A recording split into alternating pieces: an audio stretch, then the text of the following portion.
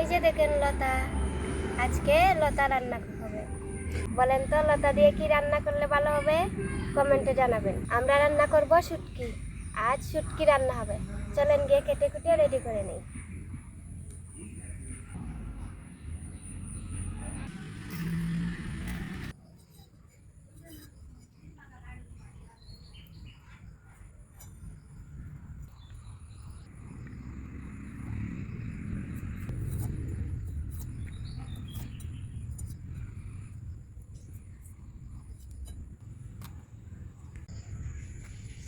এই দেখুন আমার কাটা হয়ে গিয়েছে, এবার যাই রান্না করতে চলে যাই। লতাটাকে প্রথমে ভালো করে ধুয়ে নেব। এবার লতাটাকে আমি একটু ফাঁপ দিয়ে নেব, অল্প একটু সেদ্ধ করব, বেশি সেদ্ধ করব না। লতা রান্না করার আগে একটু ফাঁপ দিয়ে পানিটা ফেলে দিলে গলায় ধরে না। তো আমি একটু ফাঁপ দিয়ে নিচ্ছি। এই যে আমার লতাটা হালকা একটু সেদ্ধ হয়েছে, এবার আমি এটাকে নামিয়ে নেব।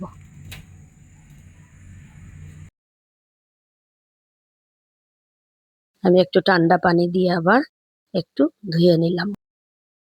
তো লতার জন্য আমার যা যা লাগবে, এই যে লতা তো ফাঁপ দিয়ে নিয়েছে, আপনারা দেখতে পেরেছেন। তারপর আছে আমার শীতল বা শুটকি, হলুদ মরিচ, রসুন বাটা, কাঁচা মরিচ চেরা, আর একটা বোম্বে মরিচ। প্রথমে আমি একটু তেল দিয়ে দিলাম, তেলের মধ্যে রসুনটা দিয়ে দিলাম, হালকা একটু ভেজে এটার মধ্যে আমি লতাটা দিয়ে দেব। এই যে লতা দিয়ে দিলাম।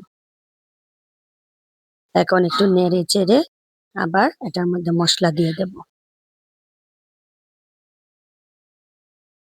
হলুদের গুঁড়া দিলাম, মরিচ দিলাম, মরিচটা পরিমাণ মতো, কাঁচা মরিচ ছেঁড়া দিলাম, লবণ দিলাম পরিমাণ মতো। এবার নেড়ে চেড়ে মশলাটা যেন লতার সাথে মিশে যায়, এভাবে একটু নেড়ে চেড়ে দিলাম।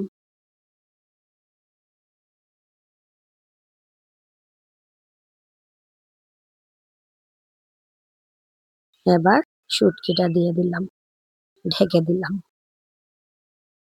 এবার শুটকি থেকে কাঁটাটা ছাড়িয়ে নেব। এই যে এভাবে করলে কাঁটাটা চলে আসবে, কাঁটাটা আলাদা হয়ে যাবে, তখন কাঁটাটা ফেলে দেব।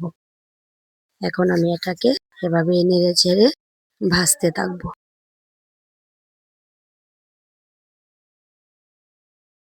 আমি কিছুটা ভেজে নিয়েছি, এবার আমি বোম্বে মরিচটা দিয়ে দিচ্ছি।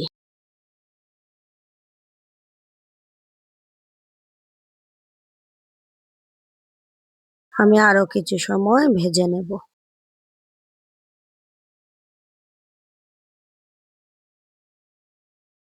আমার ভাজা হয়ে গিয়েছে, এবার আমি জল দিয়ে দিচ্ছি। জলটা বেশি দেব না, লতা তো একটু মাখা মাখা হবে।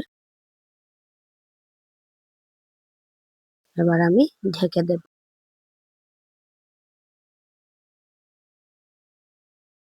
আমার লতা এখনো হয়নি, আরো কিছু সময় আমি এটাকে জাল দিয়ে শুকিয়ে নেব। আমি এই শুটকির মধ্যে সাতকরার ছাল ব্যবহার করব। এই যে সাতকরার ছাল, এটাকে আমি শুকিয়ে রেখেছিলাম, শুটকির মধ্যে দিয়ে দিলাম। খুব সুন্দর একটা গন্ধ থাকবে। আমার শুটকিটা হয়ে এসেছে, এবার আমি ধনেপাতা দিয়ে নামিয়ে নেব। কেমন লাগলো রেসিপিটি আপনারা অবশ্যই কমেন্টে জানাবেন, আর লাইক করবেন, কমেন্ট করবেন, আর আমাদের চ্যানেলটিকে সাবস্ক্রাইব করবেন। ভালো থাকবেন সবাই।